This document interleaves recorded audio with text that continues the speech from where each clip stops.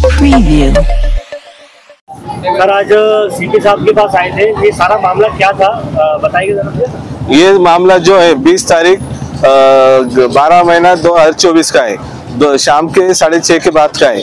उसमें जो एक बुलेट सवार था उसने हमको रॉन्ग साइड कट मार के हमारे गाड़ी को डैमेज किया। उसके बाद हम उसका नंबर लेने को उसके पीछे गए। उसके बाद जो संग्राम शिवाजी ताटे साहब है वो आ गए, और जो हमारे वैष्णव साहब को है जो बुलेट सवार है उन्होंने मारा था। इनकी कंप्लेंट हम संग्राम शिवाजी ताटे को बोल रहे थे कि इनकी कंप्लेंट लो, तो उन्होंने वो जो बुलेट सवार है उनको छोड़ दिया और हम दोनों को अटक करके हमारे खिलाफ झूठा गुना दाखिल कर दिया। कहाँ गुना दाखिल हुआ? सातारा पुलिस स्टेशन में।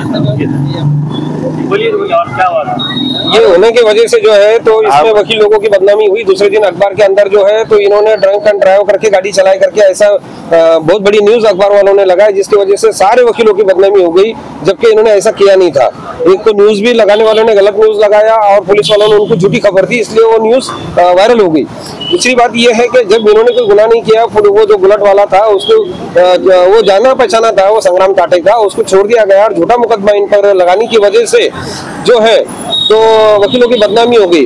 तो इनको इंसाफ मिलना चाहिए, इसलिए एक बार काउंसिल की तरफ से हमने डेलीगेशन दिया था, लेकिन कमिश्नर ऑफिस की तरफ से कोई उसके ऊपर जायज कार्रवाई नहीं हुई। इसके लिए आज तमाम पूरे डिस्ट्रिक्ट में जो है तो आज वकीलों ने अपना कामकाज बंद रखा है और तमाम हर तालुके से भी अपने अपनी जगह पे बार काउंसिल ने जो है तो तहसील वहाँ के पॉलिटिशियन को, डीवाईएसपी को, एसपी को जो है तो डेलीगेशन दिया। आज औरंगाबाद डिस्ट्रिक्ट बार की तरफ से जो है तमाम वकीलों ने कमिश्नर ऑफ पुलिस को यहाँ पे डेलीगेशन दिया और कमिश्नर ऑफ पुलिस ने वादा किया है कि वो संग्राम ताटे जो किया है सतारा पॉलिटिशियन का, उसके खिलाफ सख्त कानूनी कार्रवाई करेंगे और उसको वहां से उसका ट्रांसफर करके उसको डिसमिस करने की हमने डिमांड की है। और हमको पूरा यकीन है, कमिश्नर साहब के ऊपर भरोसा है कि वो हम वकीलों को इंसाफ दिलाएंगे। इसके लिए आज हमने डेलीगेशन के लिए तमाम वकील यहाँ पे मोर्चा लेकर आए थे।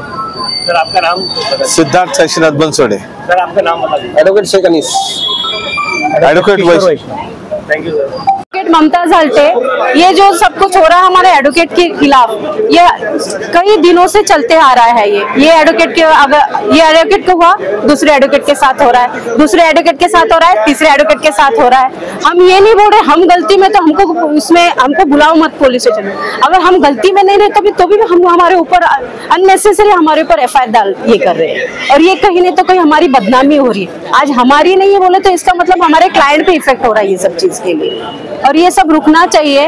और उन दो एडवोकेट को उनको बोल रहे कि तुम्हारी बीवियों को बुला लो, उनके बीवियों को क्यों बुलाना है? ये हादसा क्या था पूरा आप बता सकते? ये हादसा ये है कि ये जा रहे थे इनके घर के तरफ, वो इनके कार से जा रहे थे, उधर से रॉन्ग वे से वो बुलेट वाला आला है, उसने उनको डैश दिया तो बोलेगा ना, कोई तो भी बोलेगा कि नहीं? एक आम इंसान तो बात करेगा ना, भाई तूने क्यों हमको डैश दे दिया, तू तो गलत इसमें। तो पुलिस का क्या काम था कि उनको दोनों को भी बुला के लेना था, वो बुलेट वाले को भी बुला लेना था। उन्होंने बुलेट वाले को नहीं बुला लिया, उसको तो छोड़ दिया, वो तो उनका मेहमान बन गया, हम तो आरोपी बन गए उसमें। और ये ऐसे ही चलते रहेगा तो हमारा मार्केट में हमारा वैल्यू क्या रह जाएगा?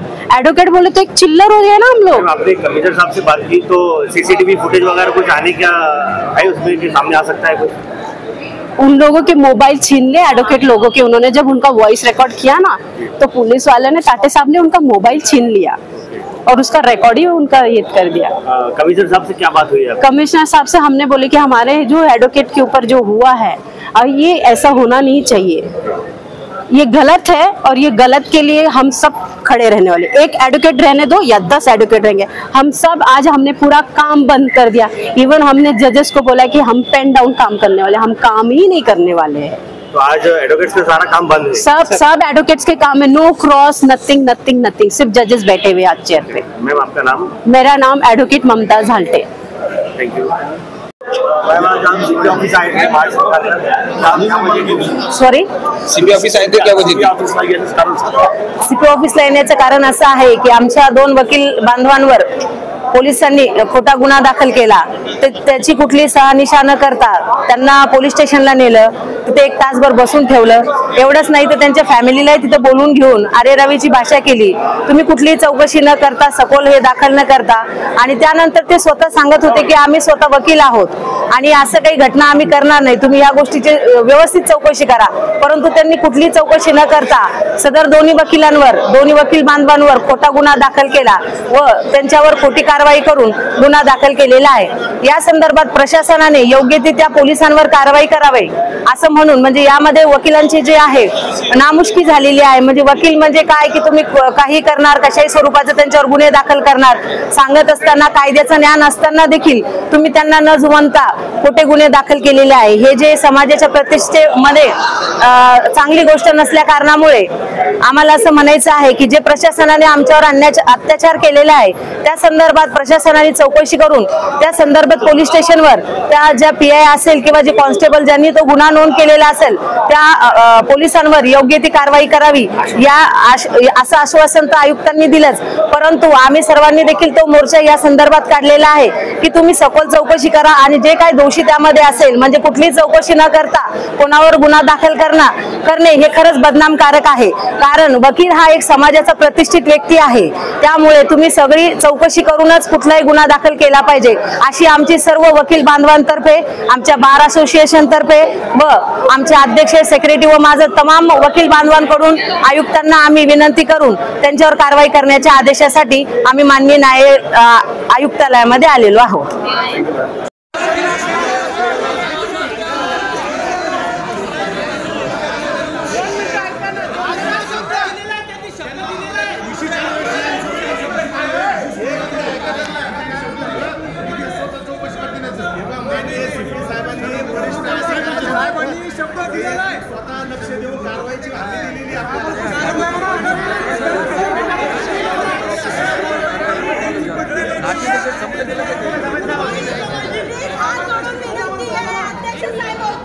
थोड़ा शांतता घ्या प्लीज. अध्यक्ष साहेब बोलताय. हो मॅडम, ते DCP साहेब बोलताय. बघा साहेब आता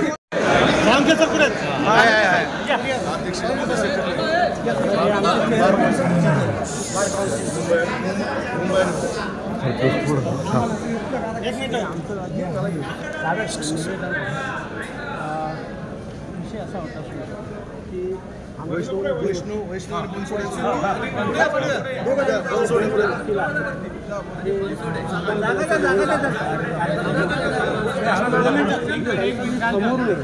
दोन अनोळखी व्यक्ती जे यांना रॉंग साईडला येऊन धडक दिली आणि धडक दिल्यानंतर की ह्या दोघांनी त्यांना समजून सांगण्याचा प्रयत्न केला आणि त्याच्यात वादावाद जेव्हा झाल्यानंतर त्यावेळेस त्या दोघांना सोडून दिलं. मारहाण केली त्यांनी का?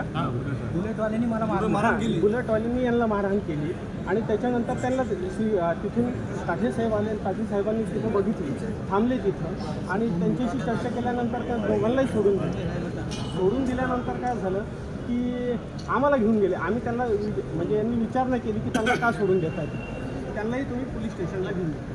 त्यांच्या ते ओळखीचे होते की काय होते हे आम्हाला माहिती, पण त्या दोघांना सोडल्यानंतर आम्ही कायदेशीर पद्धतीने जेव्हा विचारणा केली तर ह्या दोघांना उचलून पोलीस स्टेशनला नेलं आणि यांचीच चौकशी सुरू केली आणि वेगवेगळ्या प्रकारे म्हणजे एक प्रकारे त्यांनी पर्सनली हॅरेसमेंट केली. हॅबिच्युअल गुन्हेगार सारखं यांनी ह्यावेळेस सांगितलं की आम्ही वकील आहे साहेब, आम्ही येतो पोलीस स्टेशनला येतो, तुम्ही जे म्हणाल ते करतो. तरी सुद्धा नाही आणि यांच्यावर गुन्हे रजिस्टर केले. त्या दोघांना FIR मध्ये असं दाखवलं ते पळून गेले, पण ॲक्च्युअलमध्ये त्यांनी म्हणजे ताठे साहेबांनी त्यांना सोडून दिलं. म्हणजे एकंदरीत एकीकडे वेगळा प्रकार दाखवत आहे आणि दुसरीकडे पेपरमध्ये वेगळं. सगळ्यात महत्त्वाचं म्हणजे सर, जी बी बातमी आपल्याकडनं छापल्या जाते ती वकील हे शब्द वापरल्या जातात. म्हणजे एका वकिलाची बदनामी होत नाही, ही सगळ्या वकिलांची आणि दोन वकिलांमध्ये भांडण झाले. चुकीची बातमी त्या दोघांचं कुठंच नाही. त्यात काय झालं, कॉन्ट्रडिक्शन आहे त्याच्यामध्ये. FIR मध्ये जे सांगितलं, FIR मध्ये की बुलेटवाल्यासोबत भांडणं झाले, बुलेटवाला पळून गेला. प्रेस नोट चुकीची दिली. 2 वकिलांमध्ये एकदम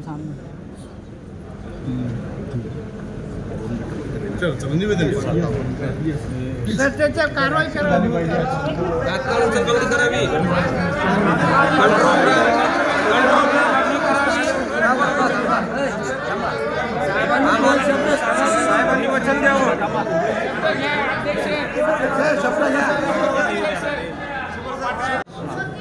सीपी साहेबांनी आता स्वतः इन्क्वायरी करण्याचा शब्द दिलेला आहे. इन्क्वायरी करून कारवाई करण्याचा शब्द दिलेला आहे. आपल्या सगळ्यांच्या भावनांचा आम्हाला आदर आहे निश्चितपणे. त्यामुळे सीपी साहेब आता खाली आले होते. आम्ही स्वतःही सगळे इथं वरिष्ठ अधिकारी उपस्थित आहोत.